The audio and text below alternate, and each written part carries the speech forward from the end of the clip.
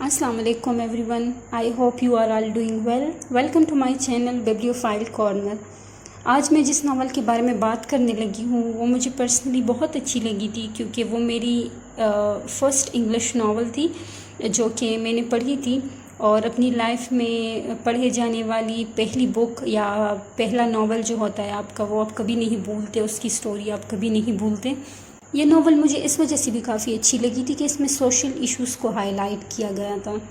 All दो starting में पढ़ते हुए मैं थोड़ी सी बोर हो गई थी, इंटरेस्ट मेरा डेवलप नहीं हो रहा था, लेकिन 2-3 पेजेस पढ़ के काफ़ी ज़्यादा फिर मैं स्टोरी में खो गई थी। मैंने काफ़ी इंजॉय किया था, क्योंकि जब आप पढ़ते होते हैं तो सिर्फ आप रीडिंग नहीं करते, आप फील करते हैं वो चीज़ें, आप इमेजिन करते हैं वो कैरेक्टर्स, वो जगह, हर चीज़, यानी कि आप उन कैरेक्टर के साथ चल फिर रहे होते हैं।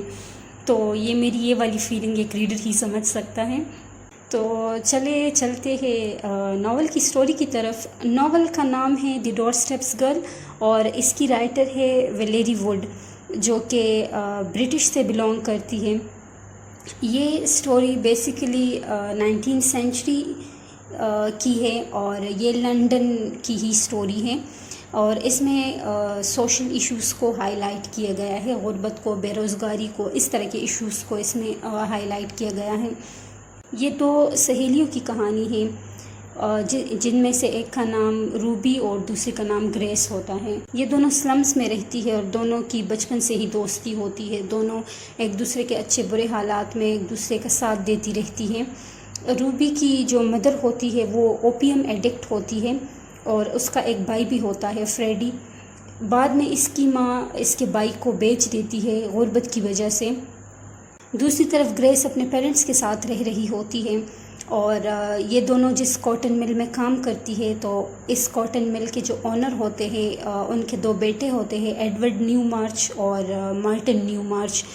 ये दोनों सहेलियाँ जो होती है ये उनकी तवज्जो का मरकज़ बनती है, और आगे जाके ग्रेस जो है तो वो एक कैंपेन में इन्वॉल्व होती है जो कि गुर्बत और नाइंसाफ़ी जैसे मसाइल के लिए चलाई गई होती है, जबकि रूबी जो है तो वो प्रोस्टिट्यूशन की तरफ चली जाती है, उसमें इन्वॉल्व हो जाती है। इस स्टोरी में एक और कैरेक्टर भी होता है जिसका नाम डैनियल है, और वो रूबी और ग्रेस का पड़ोसी होता है।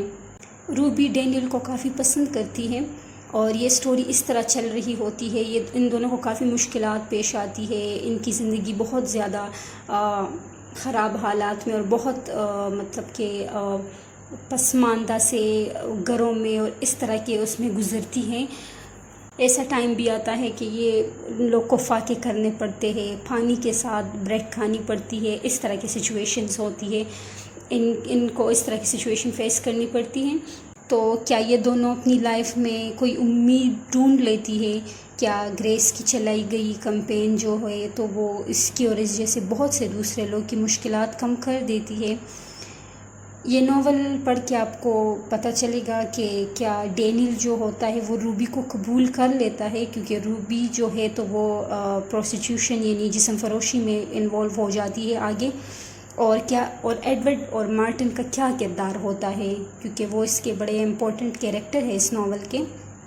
तो ये सब आपको ये नावल पढ़ के पता चलेगा कि गुर्बत और बेरोज़गारी और नाइंसाफ़ी और इस तरह कच्ची आबादियों में रहने वाले लोग की ज़िंदगी कैसे होती है, वो कैसे ज़िंदगी गुजारते हैं।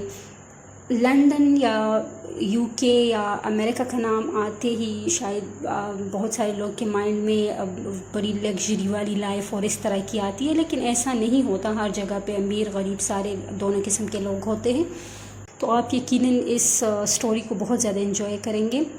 और दूसरी बड़ी चीज़ जो आप ये पढ़ के आप इससे सीखेंगे वो शुक्रगुजारी है। मतलब बहुत सारी ऐसी चीज़ें जो हमें अपनी डेली लाइफ में बड़ी ऑर्डिनरी सी लगती है, 3 वक्त का खाना, स्कूल जाना, होमवर्क करना, या बहुत सी सारी चीज़ें, बहुत सी ऐसी डेली लाइफ की, डेली रूटीन की चीज़ें जो मतलब हम कंसिडर ही नहीं करते, हमें लगता है कि ये तो बहुत आम सी चीज़ें हैं। वो इन जैसे लोगों के लिए एक ड्रीम है कि इनके पास भी ये चीज़ें हो, مطلب کہ یہ ناول پڑھ کے آپ بہت زیادہ مطلب شکر گزار ہوں گے کہ آپ کی لائف جو ہے وہ کہیں ہزاروں لاکھوں لوگوں سے بہتر ہے اور آپ بہت اچھی لائف جی رہے ہیں۔